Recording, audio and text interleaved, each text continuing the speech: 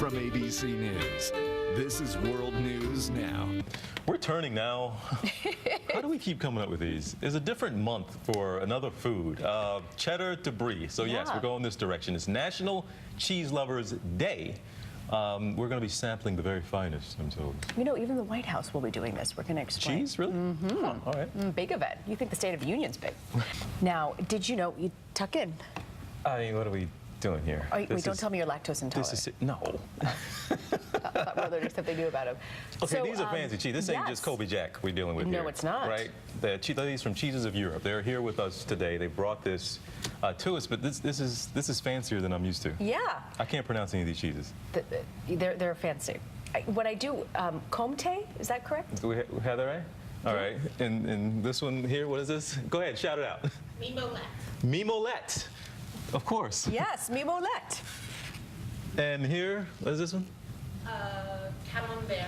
Camembert, that's a one I recognize. There's no sharp cheddar. It's originally from Normandy. Now, I should say there is going to be a day on Wednesday at the White House called Big Block of Cheese Day. Did you know that President Jackson back in the day brought a big block of cheese, like 1,400 pounds, and people gathered around and took This a is little a bite? thing. Yeah, yeah. Well, I'm not going to wait for you. Which? Now, what I wonder is on this cheese, it has like the top little casing. Are you supposed to eat the casing for the? You are supposed to eat that. It's okay. Ah, Some people I've been eating all wrong all these years. And where's the wine? We're supposed to have wine with all this. No, she's laughing at me. I'm serious. You're pushing it. You're pushing your luck. Yeah, we talk liquor and alcohol a lot on this show, as you know.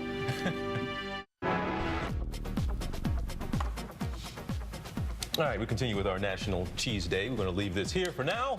As we do the mix, people get married in some strange places. You see strange weddings all the time, but I didn't know this is a thing now. Yeah. People are getting married in Starbucks. Here are some pics. But yes, people are doing their nuptials, exchanging nuptials. You see some thick people here posing. This is just, and it's not necessarily that they have a backstory or you know, they met in Starbucks or something like that. They just thought this would be a cool place to do it. Bring the wedding party to Starbucks? Yeah, apparently so, yes. And Starbucks is allowing people to do this. Wow. And it's fairly inexpensive. Look at that, they full on decked out. Wow, cake pops and cappuccinos. That is a way to cut wedding expenses, let me tell you. If I had known about that, was a possibility. But you couldn't get all 300 of your guests into a Starbucks, I don't think, could you? 386. My bad. Wow. My parents are from India. They don't do small weddings. You have to rent out every Starbucks on the west side. Oh my goodness, people wouldn't show up. Oh, how about a dog that walks around kind of like a kangaroo? Take a look at Roo. Roo had issues when he was very little and unfortunately had to learn to walk with the back kind of his legs. And he went through a lot of therapy.